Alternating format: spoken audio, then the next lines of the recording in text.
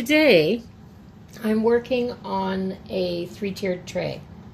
I have all the stuff that I got from the thrift store. So I've got 2 candlesticks, 2 springform pans. One's a little bit smaller than the other one. And I've got this small little pan, cake pan. I've never seen a cake pan this small, but it's only 8 inches across. And it's the perfect size for the top tier of this tray. Now, I had my husband put a hole in all 3 pans right in the center. And he did that for me, and then I realized that I didn't actually need a hole in the small pan. My bad.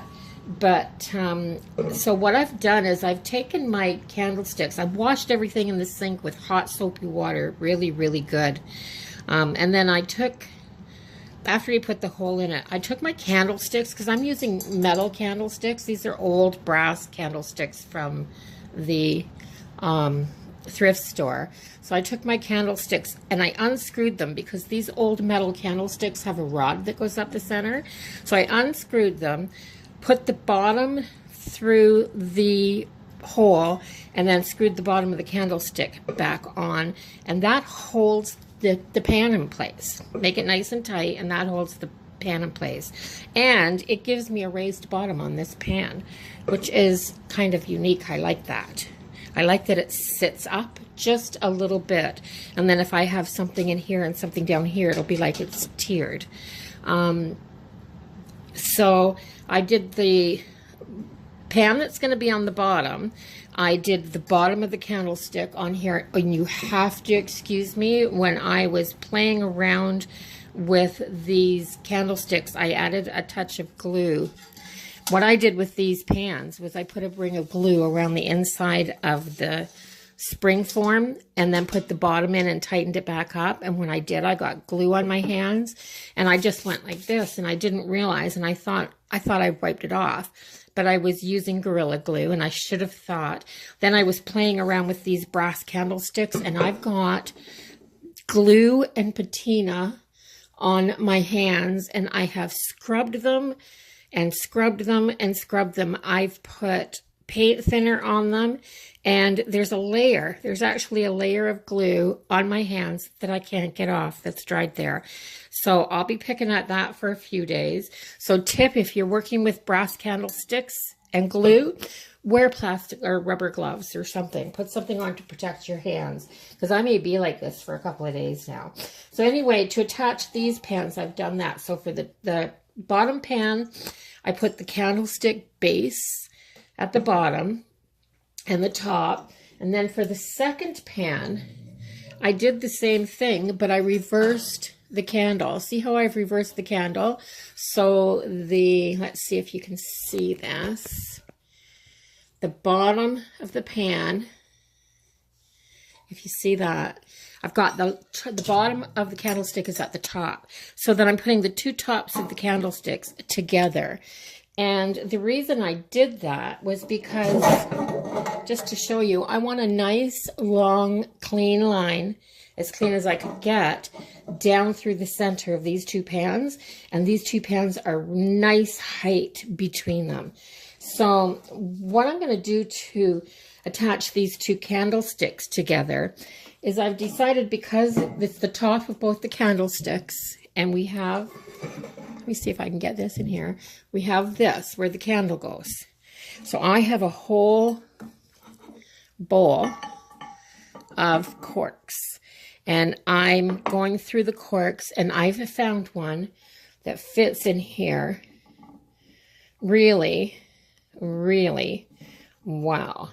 I'm going to shove it right down in there, and then... And you could do this with any set of candlesticks if you want to attach candlesticks together, except for the glass ones, because this would show through, I think. But so then a clear glue would do good, like E6000 or something. I went to my hardware store and they had no E6000. So the strongest glue at the hardware store that I could find, I don't know why that's open, was this Weld Bond. And this is my husband's, that he uses that in work. So I've got my own little bottle, my own little tube. He said this would work good. And it's clear Weld Bond. Or dries crystal clear, it says. So I'm going to put some Weld Bond just around here.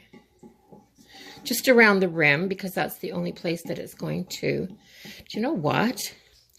It might stick better if and this is how I get glue on my hands.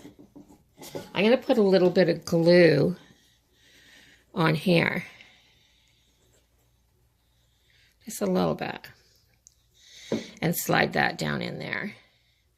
And then I'm going to put some glue around the rim here. And I'm going to put that right over top of that cork and stick those together.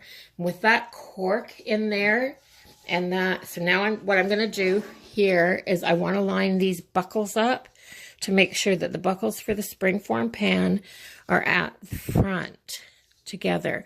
Because when I spray paint this, they'll all be the same color, but I want the hardware kind of at the front.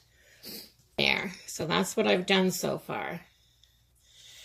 I've got this and this attached. So that's attached all the way through. The only thing that's not attached is this top one. And because it's not that big and it doesn't have as much stuff in it, I think I'm going to line this right up in here. And then take a pencil. I'm going to draw a line right around here like this, so that I can see where to put the glue, because this Weld Bond works really well, except you're supposed to put the glue on both sides and then put them together. So I need to put glue on this top edge here and on my pan. So that's what I'm going to do. I'm just going to go right around this line.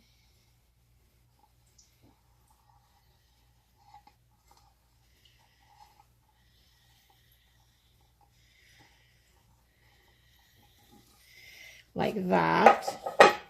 And I'm going to do the same thing along the edge of the candlestick.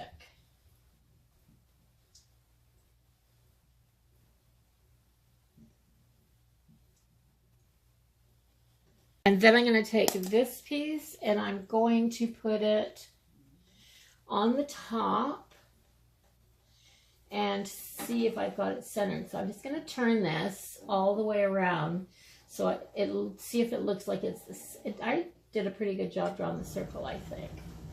And once again, I'm putting my fingers in glue. I'm not that good there. I am a messy crafter. So when this is all dry, and that's what it looks like. It's really tall. I wanted a nice, big, tall tray so that I look at all the fingerprints where I was trying to glue that and hold on to it with the glue. That's just a mess. Anyway, I'm glad I did that messy bit off camera. So these pans, that's the one thing, if you're going to use these springform pans as a tiered tray, you have to glue the bottom of the pan to the sides of the pan, because if not, this can become detached. So that's the only thing. So this is, I'm quite happy with this, and I can adjust these around a little bit. That bond where the cork is going to be really, really good. And when I spray paint these will pop out just in the dimension.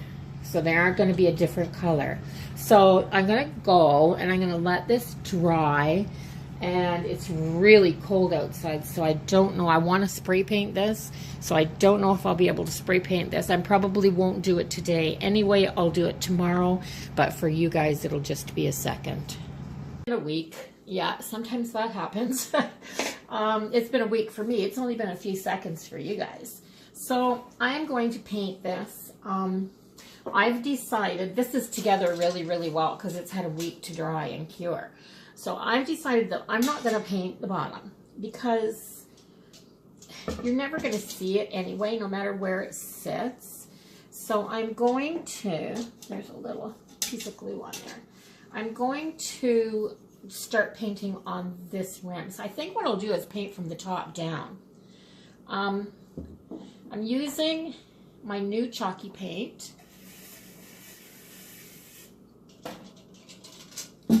I'm just going to set that down like that. This will probably take 2 coats, but I don't want either one of them to be very thick.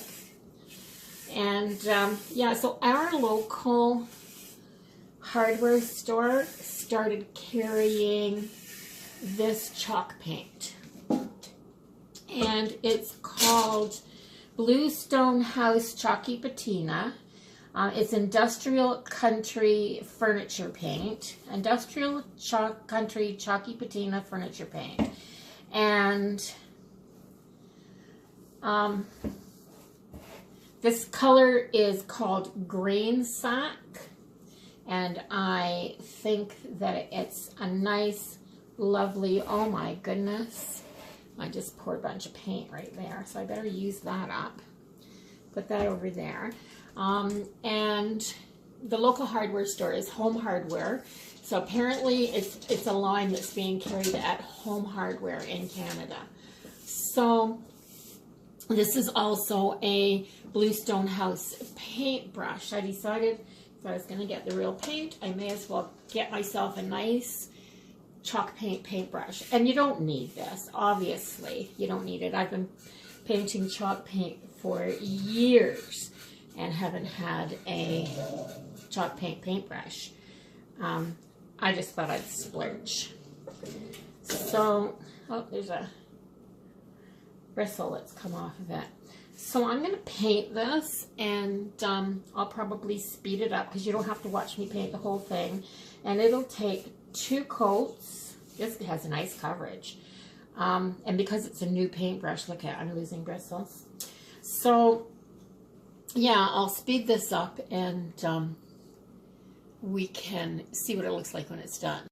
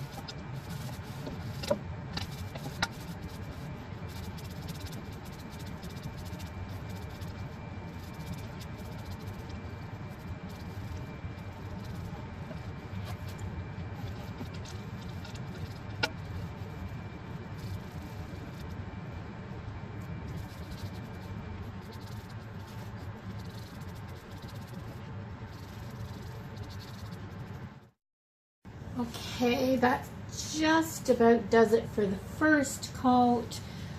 There's a few little drips coming down. I am going to wipe them up with the brush. Make sure there's no big drips. And I am going to wash my brush out really well with some warm soapy water and let this dry overnight because I want to make sure that it's really good and dry.